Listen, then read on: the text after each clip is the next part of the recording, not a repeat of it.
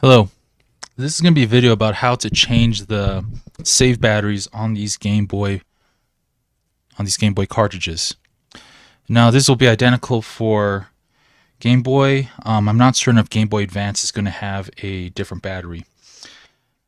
Now a couple things I want to make sure or at least suggest that you have. You will need one of these screwdrivers. Not the exact brand. This is iFixit, which is actually really good. But this one is a Gamebit for the Nintendo G3.8, so I'm assuming that's 3.8 millimeters.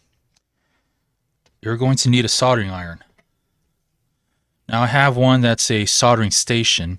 You don't have to get that, but one thing you must make sure when you do get a soldering iron is that you have a stand for it, because when you're done with the soldering iron, you want to maybe able to put it somewhere so either it could stay hot or you could let it cool off. Now, some things that'll make your life easy if you have it is some flux. Some no clean flux, the best, if I could find it. So this one I got from Amazon. I've been using it a lot. I don't have anything else but this, and it's done. I haven't had to need anything else. I've thought I've needed some things, a different type of flux, but this is this works. And I'll tell you why you need this if you're not familiar with soldering, and why flux is very important to soldering. We'll get into that later. You're going to need a pair of tweezers. This also got it from Amazon in a huge set. I do recommend, if you're thinking about buying some tweezers, to get the angle type, if I could figure out where that is.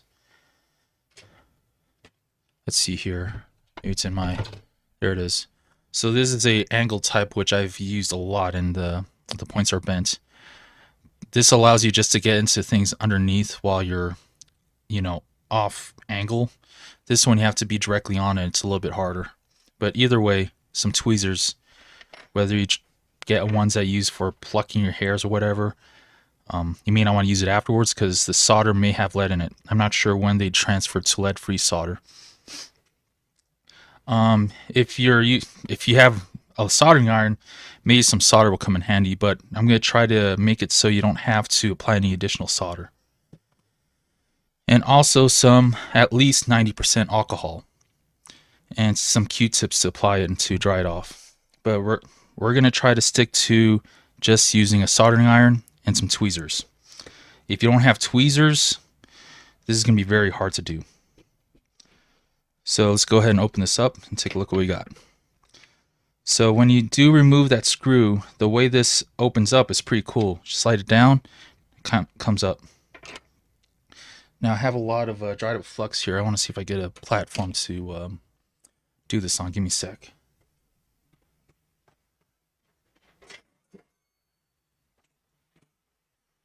I have this RF shield for the Super Nintendo. Maybe not the best thing right now, but...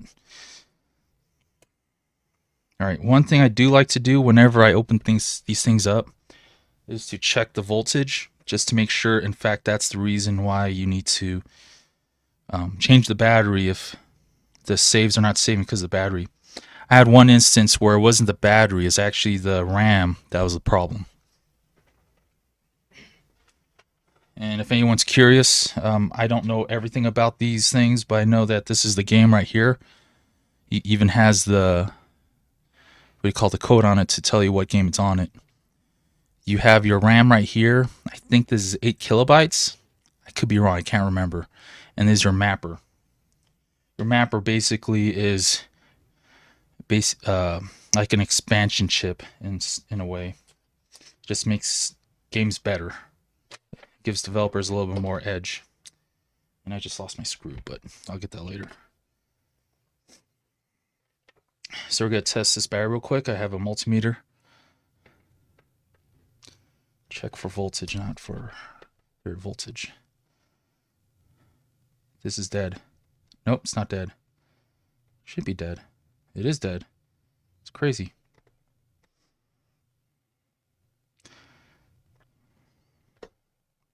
Oh, there it goes. That is weird. So I'm checking across right here. I think what it is just there's some oxidation on the solder.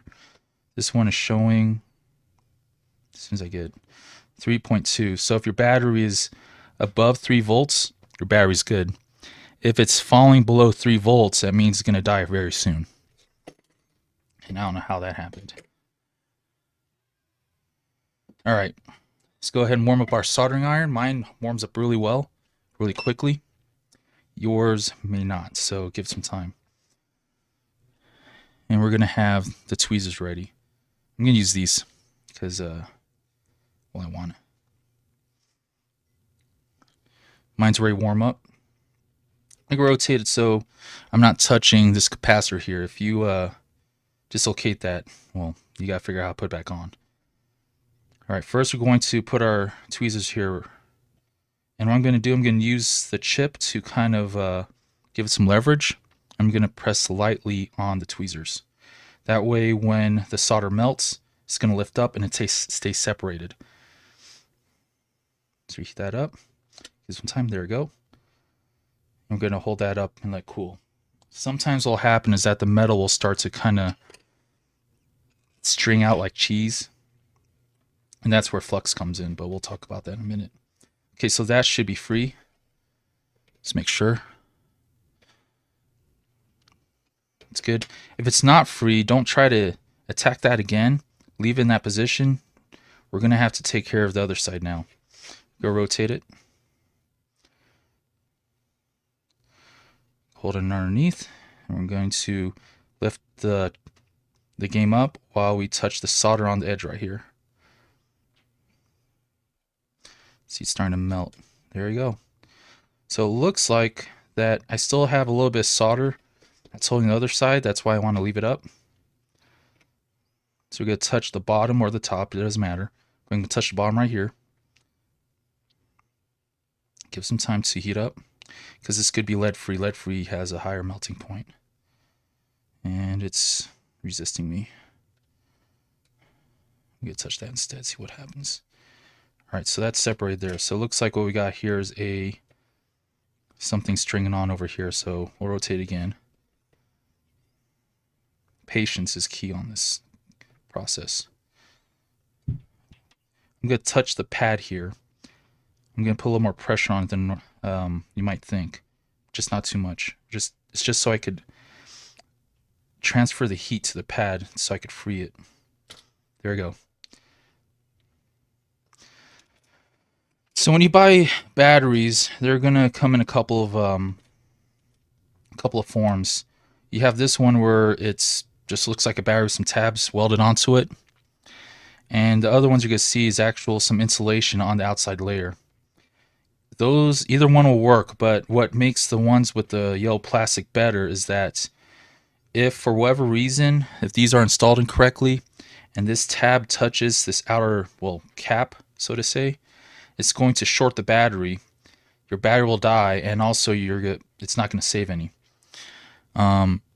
This will work fine as long as I don't do anything crazy. All right, for your installation, it is just the reverse, and it's easy. And you won't need tweezers for this one.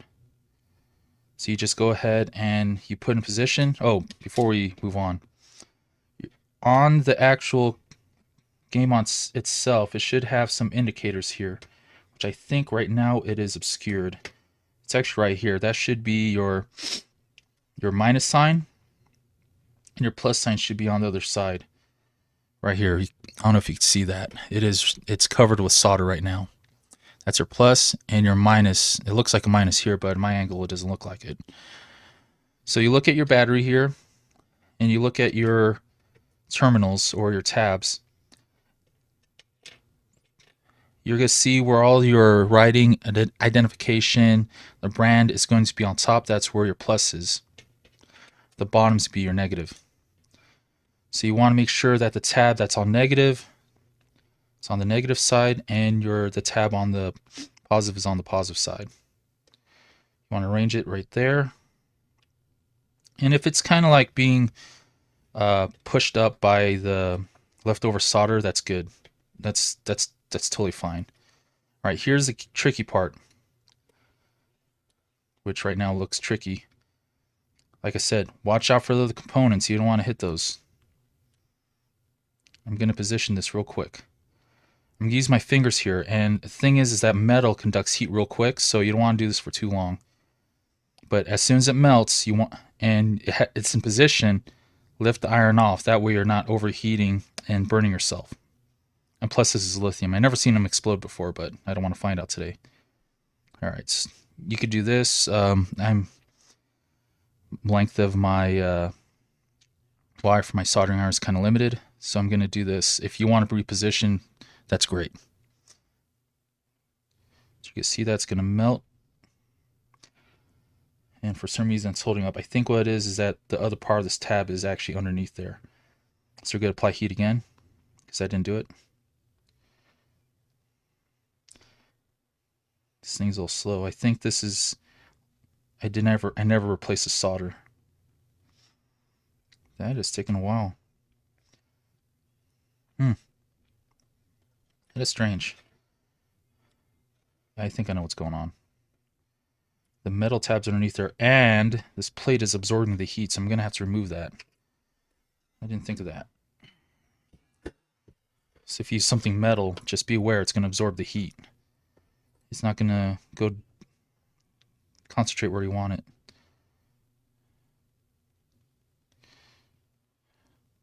Soldering iron is still on, but it's not. Okay, there we go. There's something underneath there, but right now it is stuck there.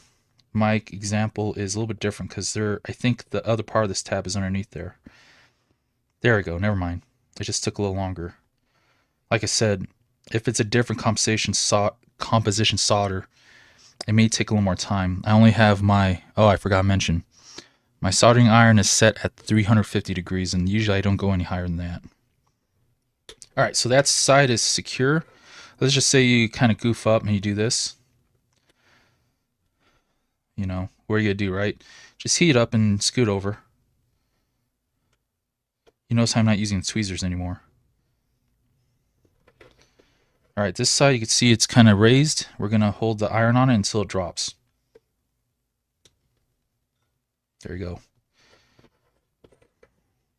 All right, flux. Why would you want to use it? So pay attention to this goop of iron, goop of solder right there. We're going to put some flux. See the flux right there? See what happens when I apply heat to it. I'm going to hold the battery in place. So what flux does is that it forces the metal to do what you want. It forces the solder to do what you want. It will cause for the solder to bead up in itself and also start to adhere to other metals. And that's probably why it took so long for the solder to start melting, because there's a layer of oxidation. That little bit of layer of oxidation does make it a little bit more difficult to transfer the heat. So if you want to get flux, like a little bottle, just put it somewhere, or if you're going to be doing this a lot again, soldering, flux is key. But if you're just replacing battery, I don't see why you're going to need it unless you made a mess of the solder and you want to make sure it's nice and neat. But flux helps all the solder to kind of stay where it needs to go and go where it needs to go. And you notice this game is covered with flux. That's because I was trying to repair a different game, Super Metroid. Excuse me, not Super Metroid, Metroid 2, and it didn't work out. There's actually something wrong with the ROM chip. As a matter of fact, this board is the original Metroid 2 board, and I was able to take this game's chip and put it here, and it works.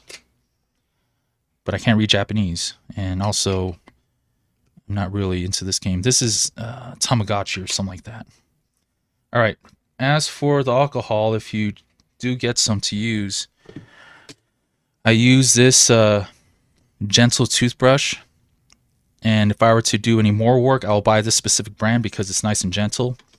And make sure that you mark or segregate your toothbrush that you're using for this, for obvious reasons. We're going to brush it. We're going to clean it up. If you have like a cotton rag, that'd be best. Q-tip works, but it gets Gets caught in everything. Now it's looking even better now. Get rid of all this flux here. But for you, you're probably just going to focus on this bad boy right here. And 90% alcohol evaporates really quickly, especially when you wipe it off. The residual is just going to go away. Let me use my shirt.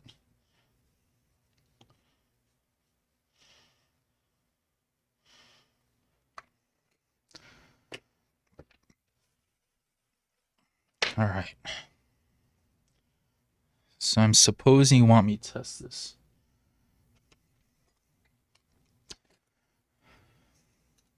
Put the game in. Oh yeah, I dropped that screw.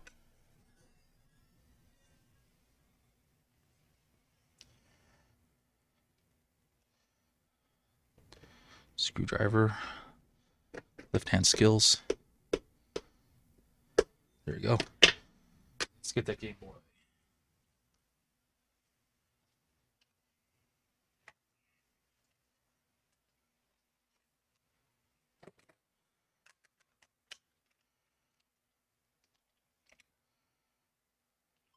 Whoa, I've never seen that before. Apparently the contacts are a little dirty.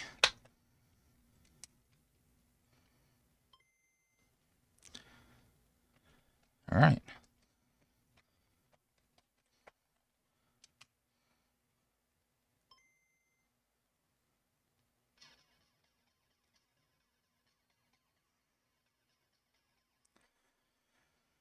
All right, so it's easy to do as long as you have the tools and a little bit of patience.